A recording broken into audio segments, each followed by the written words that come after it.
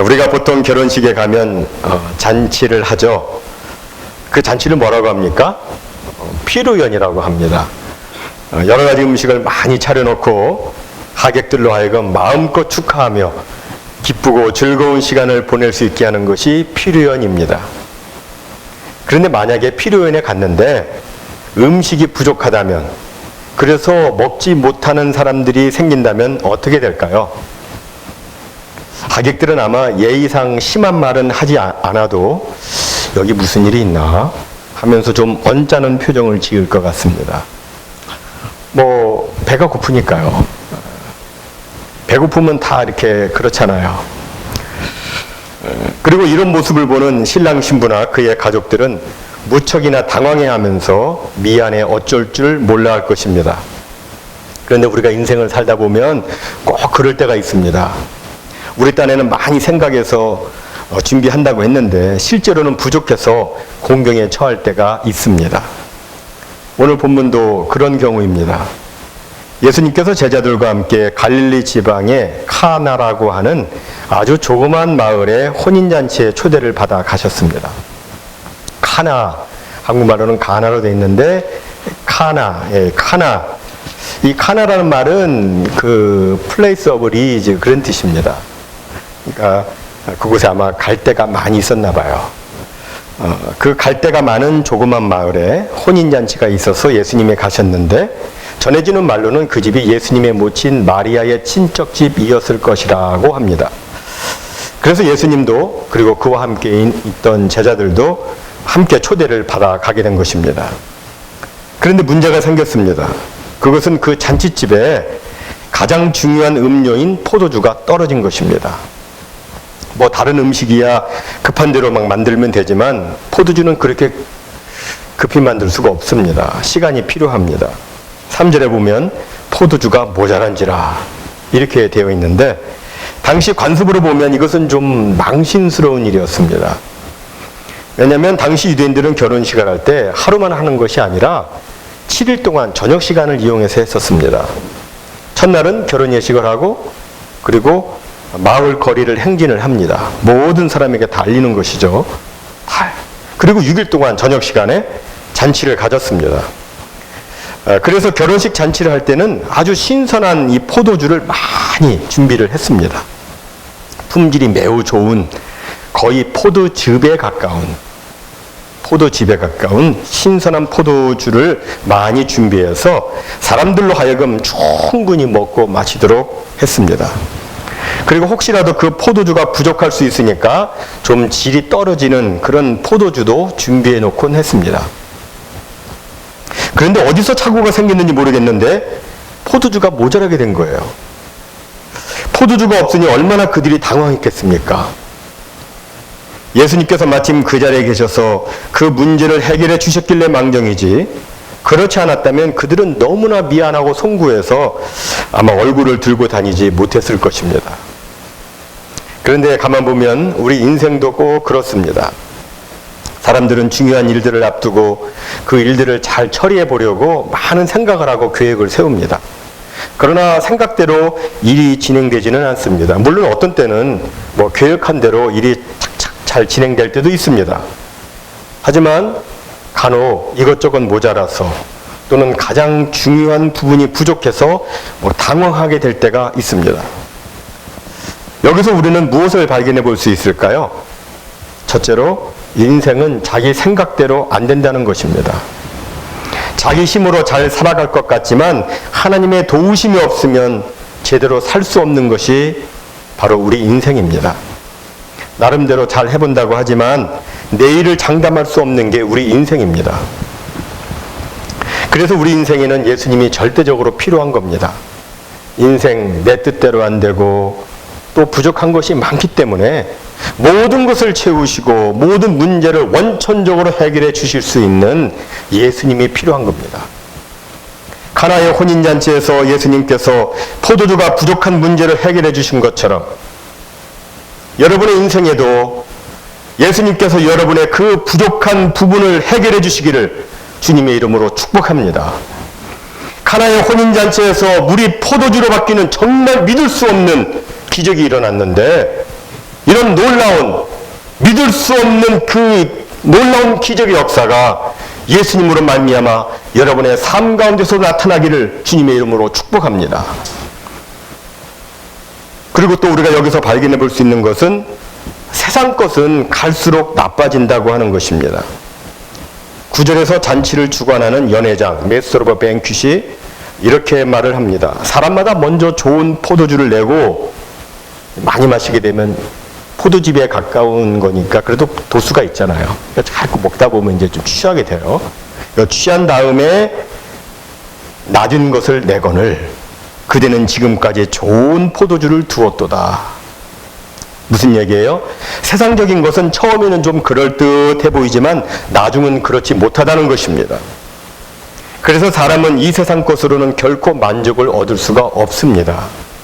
사람의 마음은요, 갈수록 새로워지고 갈수록 좋아져야 만족을 계속해서 얻는데 이게 갈수록 나빠지거나 또는 예전과 똑같다면 만족을 하지 못합니다. 여러분 새집 사서 들어가면 기분이 어떨 것 같습니까? 당연히 좋죠, 기분이. 그러나 한 3년 살면 어떻습니까? 오래오래 사신 분들은 대답하기 쉬울 것 같아요. 뭐 한 3년 살면 뭐 그저 그래요. 새 차 살 때 기분이 어떻습니까? 기분이 좋죠. 그런데 한 석 달쯤 타고 다니면 뭐 그저 그래요. 그저 그렇습니다. 처음에는 그냥 뭐 다 새로워 보이고 좋아 보이고 그러는데 한 석 달쯤 타면 그냥 그저 그래요. 명품 옷은 어때요? 아무리 명품 옷이라도 입든 안 입든 시간이 가면 낡습니다. 처음에는 좋지만 조금 지나면 뭔가 모자라는 게 있고 나빠지는 것이 바로 세상 것입니다. 여러분 우리 인생도 그렇습니다. 그래서 욥은 이러한 인생의 실상을 깨닫고 이렇게 고백을 합니다. 나는 썩은 물건의 낡아짐 같으며 좀먹은 의복 같으니이다. 아무리 좋은 물건이라도 세월에 가면 썩고 나빠지고 아무리 좋은 옷이라도 낡아지듯이 우리 인생도 그렇다는 것입니다. 그래서 성경은 누누이 우리에게 이것이 인생이라고, 이것이 바로 인생의 실상이라고, 이것을 깨달으라고 이렇게 촉구합니다. 야고보서 4장 14절과 16절을 보면 이렇게 말씀합니다. 내일 일을 너희가 알지 못하는도다. 너희 생명이 무엇이뇨? 너희는 잠깐 보이다가 없어지는 안개니라. 이제 너희가 허탄한 자랑을 자랑하니 이러한 자랑은 다 악한 것이니라. 이렇게 말씀하고 있습니다. 무슨 말이냐면 세상 것 가지고 자랑하지 말라는 겁니다. 그것이 무엇이든지 간에 세상 것 가지고 마음에 위안 삼지 말라는 것입니다. 우리가 누가복음 12장을 보면 한 어리석은 부자를 보게 됩니다. 그 부자는 땅이 많았습니다. 농지가 많았습니다. 당시는 농경사회니까 그 부자는 농사를 주업을 해가지고 많은 재산을 모았습니다. 이번에도 농사가 기가 막히게 잘 돼가지고 소출이 많다 보니까 막 창고를 늘려서 저장을 했습니다. 기분이 그가 너무너무 좋아진 거예요. 그래서 요즘으로 말하면 이렇게 독백을 합니다. 이제는 내가 노후 준비 다 끝냈으니까 이젠 편히 먹고 마시고 쉬면서 즐기자. 그러나 하나님은 뭐라고 말씀하십니까? 어리석은 자여 이렇게 말씀하십니다. 그렇게 생각하는 것 어리석다고 말씀합니다. 어리석은 자여 오늘 밤에 내 영혼을 도로 찾으리니 그러면 내 예비한 것이 네 것이 되겠느냐. 무슨 말씀입니까? 아무리 세상에서 많은 것 소유하고 있어도 하나님이 없으면 소용이 없다는 것입니다. 하나님이 그것을 누릴 수 있도록 해주시지 않으면 아무것도 아니라는 것입니다. 이게 인생이에요. 이걸 기억하라는 것입니다. 성경은 자꾸 우리에게 그걸 촉구합니다. 너 인생이 도대체 무엇인지를 기억하라는 겁니다. 친척 잔치집에서 일손을 돕던 예수님의 모친 마리아가 그 집주인이 포도주가 없으니까 막 크게 걱정을 하면서 안절부절하는 것을 보게 됩니다. 이것을 마리아가 보고 정말 안타깝게 여기고 그러는데 그때 예수님 생각이 나는 거예요. 마리아는 비록 예수님이 자신의 아들이라도 예수님만의 특별한 특별한 출생 비밀과 성장 비밀을 알고 있는 사람입니다. 천사 가브리엘이 와서 전해준 메시지가 있었죠. 이는 성령으로 잉태된 하나님의 아들이요 지극히 큰 자가 되리라. 이런 메시지가 이 마리아의 가슴 속에 간직되어 있습니다. 다른 사람에게는 없는 그 비밀이 그녀에게 있습니다. 또 목자들과 동방박사들이 와서 경배를 하고 예루살렘 성전을 갔는데 거기에 시몬과 안나가 아주 특별한 놀라운 예언을 하고 이런 것이 그녀에게는 비밀로 간직이 되어 있습니다. 이 비밀이 그녀로 하여금 예수님을 생각하게 한 것입니다. 그 상황 속에서 예수라면 이 문제를 해결해 줄 수 있을 것이다 생각이 나는 거예요. 저는 우리가 신앙생활을 하면서 이런 개인적인 신앙의 비밀이 정말 필요하다고 생각합니다. 어떤 중요한 문제가 생겼을 때 바로 그 순간에 예수님을 생각한다는 것, 이것이 우리 인생에 있어서 정말 중요합니다. 사람은 다급해지면 아무것도 생각이 나질 않습니다. 가까이 있는 것도 보이지 않습니다. 어떤 사람은 손에 들고서도 막 찾아요. 그 다급해지면. 우리 속담에 악이 없고 악이 없고 이거 제가 컨트롤이 잘 안 돼가지고 죄송합니다. 이렇게 좀 더 내려야 되겠어요. 애기 없고서도 내 애기 어디 있느냐고 막 3년 찾는다는 얘기가 있잖아요. 다급한 문제가 생겼을 때 예수님을 생각한다는 것 정말 중요합니다. 그래서 이런 말이 있어요. 위급할 때 그 사람의 신앙 상태를 알아볼 수 있다. 여러분, 예수님에 대한 여러분만의 개인적인 믿음의 비밀을 꼭 가지시기 바랍니다. 이게 있어야 돼요. 믿음의 비밀. 그래서 성경에 보면 집사들은 이 믿음의 비밀을 가진 자라야 할지니라고 했어요. 하나님, 예수님을 체험한 무엇이 있어야 됩니다. 그 비밀이 있어야, 그 비밀의 경험이 있어야 다급할 때, 위급할 때 예수님을 생각하게 되고 예수님께 나아가 그 문제를 놓고 기도할 수가 있는 것입니다. 그래서 예수님의 모친 마리아가 예수님께 나아가서 이제 문제 해결을 요청합니다. 지금 포도주가 떨어졌는데 어떻게 해야 되지? 그런데 예수님이 뭐라고 하십니까? 4절에 보니까 여자여, 나와 무슨 상관이 있나이까? 내 때가 아직 이르지 못하였나이다. 이렇게 말씀합니다. 혹시 여기 여자여 이 말 때문에 오해를 하는 분이 계실지 모르겠습니다. 예수님이 아무리 메시아라도 그렇지 어떻게 자기 어머니한테 그런 식으로 말할 수 있는가? 이렇게 생각할 수 있습니다. 그러나 그런 생각은 오해예요. 그건 성경을 잘 몰라서 그렇게 오해를 하는 겁니다. 사실 우리가 성경을 잘 몰라서 오해할 때가 많이 있습니다. 성경을 제대로 알면 그렇지 않을 텐데 잘 모르니까 오해를 하죠. 그래서 여러분 성경 읽다가 혹시 오해될 만한 일이 이렇게 발견이 되면 그건 내가 잘 몰라서 그렇다 이렇게 생각하세요. 나중에 알게 되면 끄떡끄떡 하게 됩니다. 설명을 하자면 우리말 성경에는 여자여 이렇게 되어 있는데 헬라어 성경에는 귀나이 이렇게 되어 있습니다. 귀나이. 이 귀나이란 말은 아무 때나 쓰는 말이 아니고요. 아주 존중히 여기면서 부를 때 쓰는 존칭어입니다. 자료에 따르자면 왕이 다른 나라의 왕후를 부를 때 뭐라고 부르겠어요? 귀나이 이렇게 부르는 거예요. 다른 나라의 왕후를 뭐라고 부르겠어요? 귀나이. 존칭어예요. 혹은 다른 나라의 여왕을 부를 때 귀나이 이렇게 부르는 거예요. 존칭어입니다. 그러므로 이 말은 흔히 생각하는 것처럼 건방진 말이 아니고 오히려 매우 정중한 말임을 알 수가 있습니다. 어머니를 그렇게 부르고 난 다음에 예수님은 지금은 아직 제 때가 아닙니다. 이렇게 거절을 합니다. 다시 말해서 아직 메시아로서의 능력을 나타낼 때가 되지 않았는데 어머니 제가 곤란하게 왜 그런 부탁을 하십니까? 그런 얘기예요. 근데 이에 대한 마리아의 반응이 또 어떻습니까? 마리아가 가만히 있지 않아요. 5절에 보니까 마리아가 막 하인들을 불러요. 그리고 예수님이 무엇을 명령하시든지 그대로 순종하라고 이렇게 또 지시를 합니다. 이렇게 되니까 예수님도 그 요청을 거절할 수가 없게 되었습니다. 왜 여러분도 그런 경험 있잖아요. 자녀는 원하지 않는데 부모가 자꾸 요청을 하니까 어쩔 수 없이 자녀가 그렇게 하는 경우가 있잖아요. 그죠? 예수님도 마찬가지입니다. 어머니 마리아가 요청을 하고 또 그렇게 하도록 미리 다 셋업을 다 해놓고 뭐라고 하든지 그대로 하라고 다 해놓으니까 예수님이 거절을 할 수가 없는 거예요.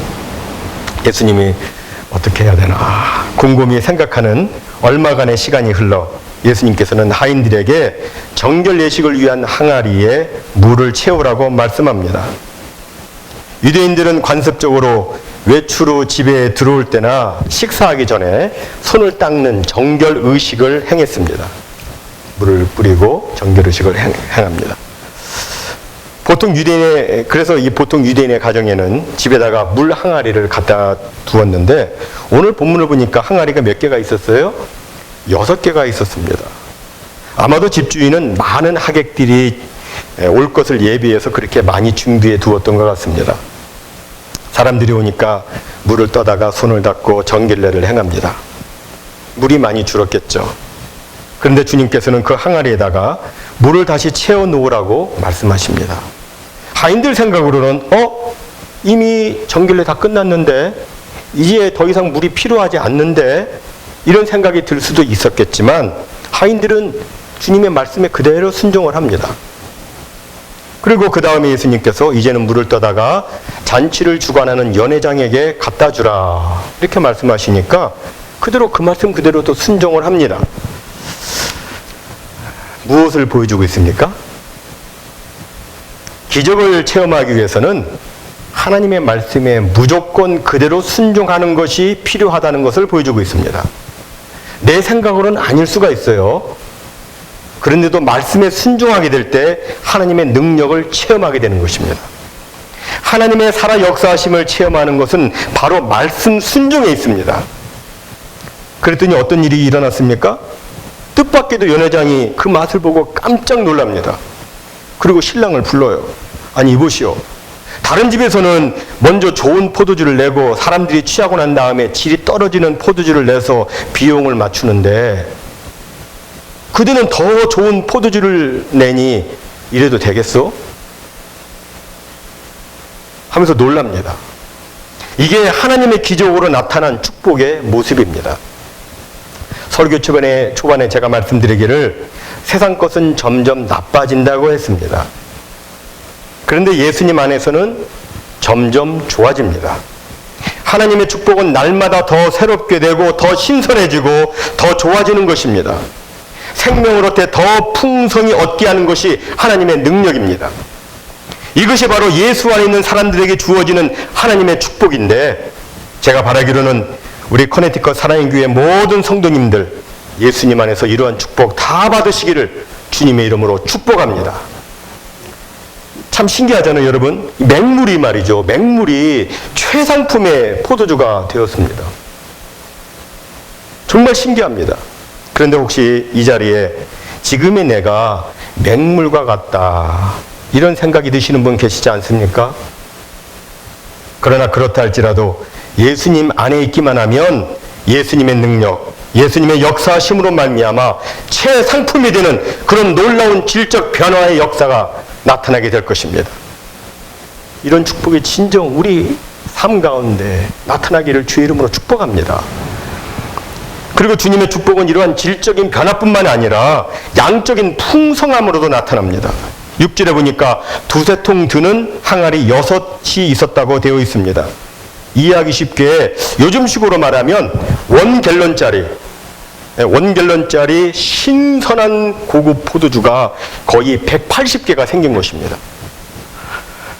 작은 마을의 혼인잔치집에 얼마나 많은 사람들이 모였는지 모르지만 이 정도 포도주면 아마 차고 넘쳤을 것입니다. 이처럼 오늘날도 예수님이 우리의 삶 가운데 오셔서 역사하시면 이런 놀라운 변화가 생깁니다. 그리고 주님의 영광이 나타납니다. 오늘 본문 11절을 보면 사도 요한은 이것을 예수님의 처음 표적이라고 했습니다. 첫 표적이라고 했습니다. 이 표적이란 말은 우리가 흔히 말하는 이 기적이라는 말과는 좀 다른 의미를 가지고 있습니다. 일반적으로 기적 혹은 이적이라고 하면 초자연적인 일이나 신기한 일이 생길 때 사용하는 말입니다. 이것을 영어로 우리가 미라클 이렇게 얘기하죠. 미라클이다. That's miracle 이렇게 얘기합니다. 생기지 않을 일이 생긴 거예요. 그런데 표적은 뭐예요? 기적은 기적인데 단순한 기적이 아니라 그 기적을 통해서 하나님의 살아계심이 입증이 되고 예수님이 하나님의 아들이시고 구세주이심이 드러나게 될 때 그때 사용하는 단어가 표적입니다. 그래서 영어 성경에서는 미라클 이렇게 해놓지 않고 사인이라고 해놨습니다. 사인이다. 이걸 통해서 예수님이 누구신지를 분명하게 볼 수 있다는 거예요. 쉽게 예를 들어서 우리가 길을 가다가 이 간판 이 사인을 딱 보게 되면 그 집이 뭐 하는 집인지 딱 알잖아요. 딱 보면 이 집이 뭐 하는 집이다 알지 않습니까? 이처럼 예수님께서 나타내시는 표적, 그 사인을 보면서 우리는 예수님이 누구신가 하는 것을 알 수가 있습니다. 그러니까 오늘 본문의 갈릴리 카나 혼인잔치에서의 기적은 단순한 기적이 아닌 하나님의 살아 역사하심과 예수님이 바로 하나님의 아들 구세주이시라는 것을 드러낸 표적이었던 것입니다. 그래서 11절을 보니까 예수께서 이 첫 표적을 갈릴리 가나에서 행하여 그 영광을 나타내심에 제자들이 그를 믿으니라 이렇게 되어 있어요. 그 영광을 나타내심에 영광이 나타나는 거예요. 기적에는 영광이 나타나질 않습니다. 근데 표적에는 영광이 나타나요. 그런데 참으로 놀라운 것은 오늘날에도 마찬가지로 예수님께서 우리 삶 가운데 오셔서 역사하시면 단순한 기적이 아닌 하나님께 영광 올려드리는 표적과 같은 일들이 우리의 삶 가운데 나타나게 된다고 하는 것입니다. 다시 말해서 우리의 삶 속에 나타나는 주님의 능력으로 인해서 우리 주위 사람들이 하나님께 영광을 올려드리고 예수님을 믿게 되는 놀라운 역사가 나타나게 되는 것입니다. 그렇다면 이런 놀라운 표적, 하나님의 역사는 어떻게 해서 일어나게 되는 것일까요? 잘 들으십시오, 여러분. 어떻게 해서 그게 나타날까요? 우리가 분명히 알아야 될 것은 이런 표적은 그냥 저절로 일어나는 것이 아니라고 하는 겁니다. 저절로 표적이 막 나타나는 게 아니에요. 여러분, 우리가 아는 대로 하나님은 무한 능력자이시지만 우리는 그렇지 못합니다. 하나님은 엄청난 은혜와 축복과 능력을 베풀어 주시기를 원하시지만 그것을 체험하는 우리 인간은 너무나도 제한적입니다. 따라서 우리가 하나님의 큰 역사를 체험하려면 그 능력을 받을 큰 그릇을 준비를 해야 합니다. 무엇으로 준비할 수 있습니까? 무엇보다 믿음의 기도로 준비를 해야 됩니다. 마리아가 맨 처음 기도했을 때 거절을 당했죠? 어머니 왜 이러세요? 제 때가 아니에요. 네? 거절을 당했습니다.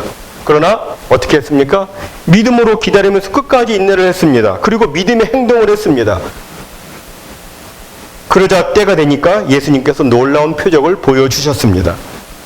언제나 그렇듯이 우리의 기도는 주님의 마음을 움직입니다. 여러분, 한 번 기도했을 때, 두 번 기도했을 때 이게 달라요. 여러분의 간절함도 달라지고 주님도 그것을 응답하는 방법도 달라지고 그렇습니다.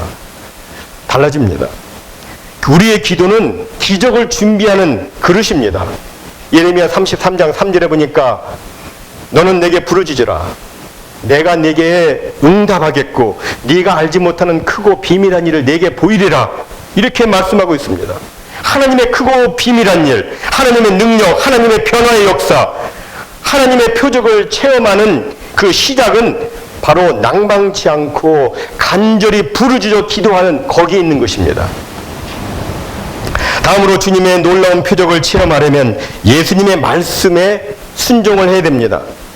사실 주님께서는 말이죠, 항아리에 물을 넣지 않고도 그 포도주로 가득 채우실 수 있으셨습니다. 오병이어 기적 보면 그렇잖아요. 그 표적 보면 양도 막 늘리시잖아요, 예수님께서. 질적인 변화뿐만 아니고 양적인 변화도 예수님 얼마든지 하실 수가 있습니다.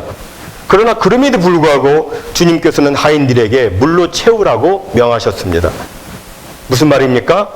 주님은 우리의 믿음과 순종을 보시고 표적을 행하신다고 하는 것입니다. 우리는 믿지 않는데, 우리는 구하지 않는데, 우리는 순종하지 않는데 그냥 표적과 능력을 나타내 보이시지는 않습니다. 그런 경우는 없다고 하는 것입니다.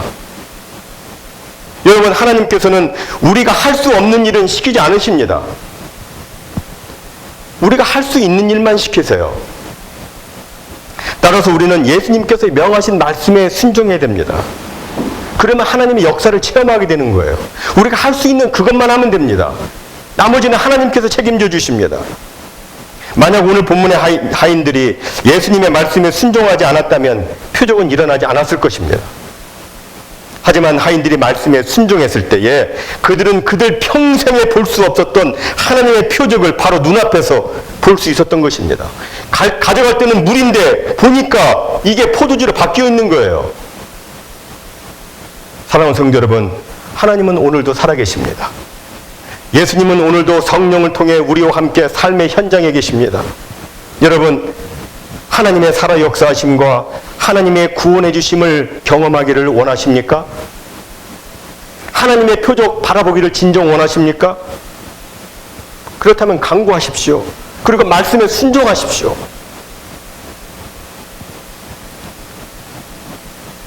혹시 여러분 지금의 상태가 포도주가 떨어져서 가슴이 조마조마하고 발을 동동 구르는 그런 상태이십니까? 그래도 괜찮습니다. 왜냐하면 능력의 예수님이 우리와 함께 하시기 때문에 그렇습니다. 또 여러분의 집안에 물 없는 항아리만 있다고 여겨지십니까? 그래도 괜찮습니다. 왜냐하면 우리 믿음의 기도가 그 빈 항아리를 채우게 될 때에 물이 포도주 되는 놀라운 역사가 나타날 것이기 때문에 그렇습니다. 여러분, 그 빈 항아리에 믿음의 기도로, 기도의 눈물로, 기도의 땀으로 채우십시오. 하나님의 역사는 그거예요. 우리가 그렇게 할 때 그렇게 역사가 나타나는 거예요. 하나님이 해주시든지 마시든지 이렇게 이런 자세는 그건 아닙니다. 그죠? 오직 하나님을 믿는 믿음으로 기도하고 하나님의 말씀에 묵묵히 순종하고 그러면 하나님께서 역사하십니다. 사랑하는 성도 여러분, 이미 살펴본 대로 세상은 좋은 것을 먼저 주고 나중에는 눈물과 한숨과 절망을 줍니다. 세상에서의 젊은 남녀 결혼하기 전에는 꽃도 주고 카드도 주고 선물도 주고 다이아도 주고 그러다가 막상 딱 결혼하고 나면 눈물을 주고 한숨을 주고 실망을 주고 때로는 좌절과 절망을 줍니다. 이게 세상이에요. 웃으시는 분은 뭔가 느껴지시는 게 있어요. 저도 웃음이 나는데 그러나 주님은 그렇지 않습니다. 시편 16편 11절에 보니까 주의 우편에는 영원한 기쁨이 있다고 말씀합니다. 처음에는 기쁨이다가 나중에는 슬픔이 아니라 영원한 기쁨이래요. 베드로전서 1장 8절에 보니까 우리는 예수님 때문에 말할 수 없는 영광스러운 기쁨으로 즐거워한다고 말씀합니다. 진정 주님과 함께하는 생활은 어제보다 오늘보다 내일이 갈수록 더 좋아지는 것입니다. 물론 우리가 예수를 믿는다고 해서 인생의 모든 환난과 고난에서 면제되는 것은 아닙니다. 우리에게도 환난이 있고 어려움이 있습니다. 혼인잔치에 포도주가 떨어져 걱정스럽고 근심스러울 때가 있듯이 우리도 가진 것이 바닥나서 꼭 해야 할 것 하지 못하고 꼭 내야 할 것 내지 못해서 불안해지고 초조해질 때도 있습니다. 그래서 염려가 생겨요. 때로는 공허감도 생깁니다. 무기력도 생겨요. 우울증이 생기기도 합니다. 여러 가지 현상이 생길 수가 있어요. 그러나 이때 망설이지 말고 어떻게 해야 돼요? 예수님께 나아가야 됩니다. 진심으로 나아가야 돼요. 진심으로 나가십시오. 그리고 전심으로 구하십시오. 그리고 하나님의 원리와 방법대로 하나님께서 요구하시는 대로 그냥 말씀에 순종해서 매일매일 그렇게 사는 거예요. 그러면 하나님의 때에 물이 포도주가 되는 풍성한 그 양적 변화까지 더불어서 나타나는 하나님의 놀라운 표적을 경험할 수가 있는 것입니다. 이 세상이 결코 줄 수 없는 하늘의 능력과 평강으로 가득 채워져서 정말 환경과 조건에 관계없이 늘 주 안에서 승리하는 그런 영혼이 될 수가 있는 것입니다. 저는 진심으로 여러분 모두가 이런 삶을 사시기를 소원합니다. 세상에 줄 수 없는 하늘의 꽃으로 날마다 체험받는 복된 성도들로 다 그렇게 사시기를 소원합니다. 하늘의 꽃 바라보십시오. 정말 하늘의 꽃 바라보고 살아야 돼요. 우리는 세상의 꽃은 아니에요. 그러니까 우리는 세상 것에 연연해서는 안 됩니다.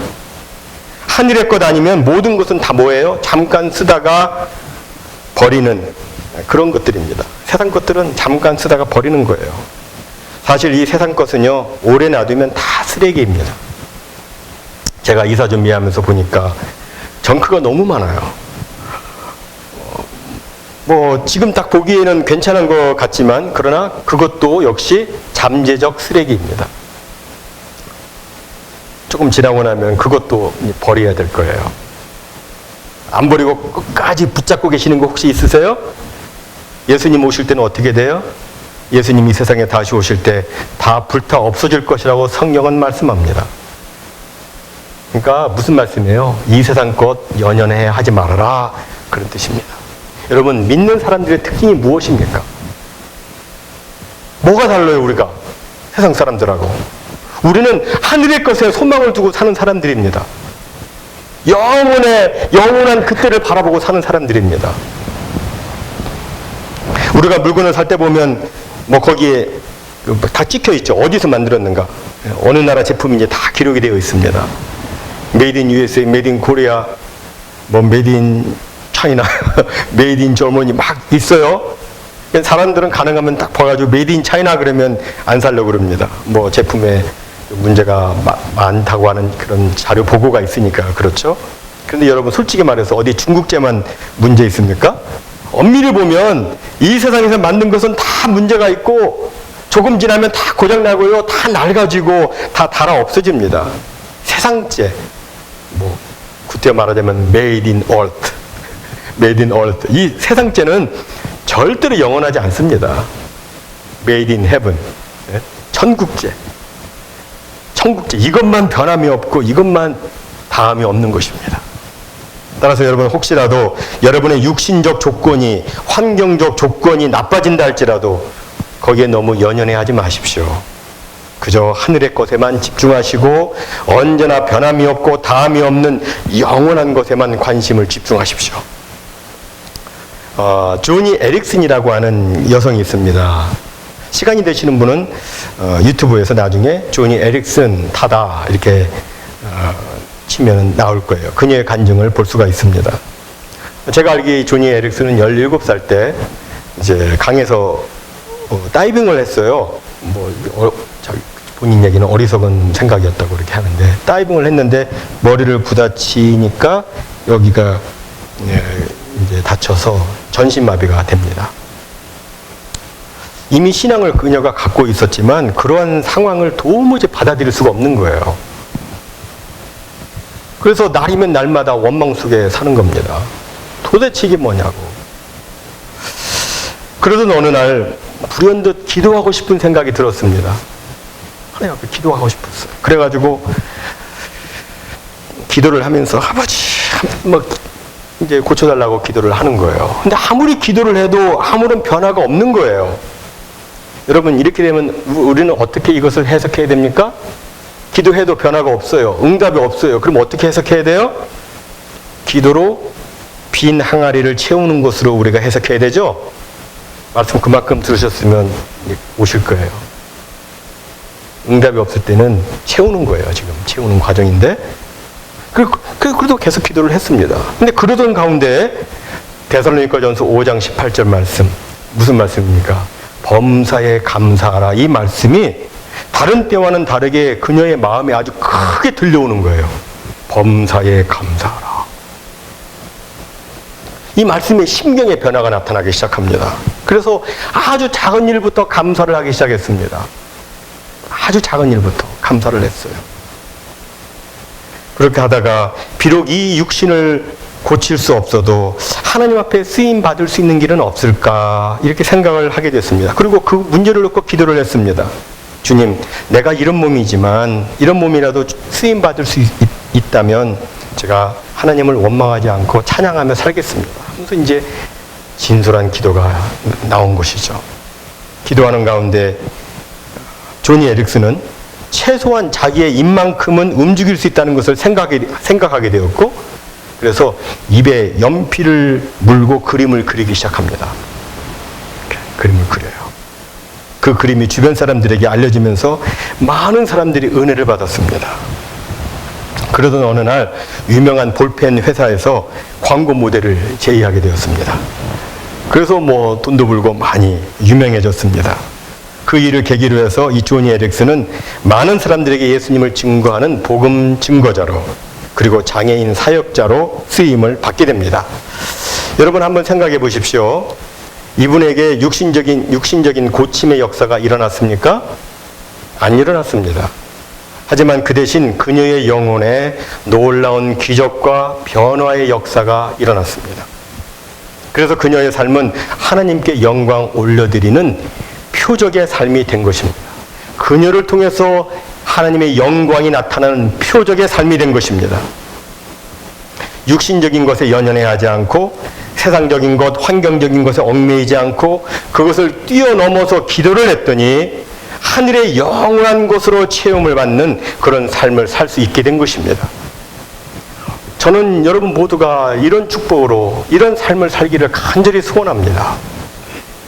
물론 예수님께서는 우리에게 필요하다면 영적인 변화뿐만 아니라 환경의 조건도 변화시켜 주시기도 합니다. 그러나 이 세상의 것 아무리 좋아져도 다 거기에요. 세상 것은 다 거기서 거기입니다. 환경이 아무리 좋아져도 이 세상은 후퇴해져 가고 낡아져 갑니다. 이 세상의 것은 결단코 영원하지 않습니다. 오직 하늘의 것으로만 살아갈 때 그는 영원한 만족과 기쁨을 누리며 살 수가 있는 것입니다. 저는 이렇게 되는 것이 바로 물이 포도주 되는 진정된 역사라고 저는 믿습니다.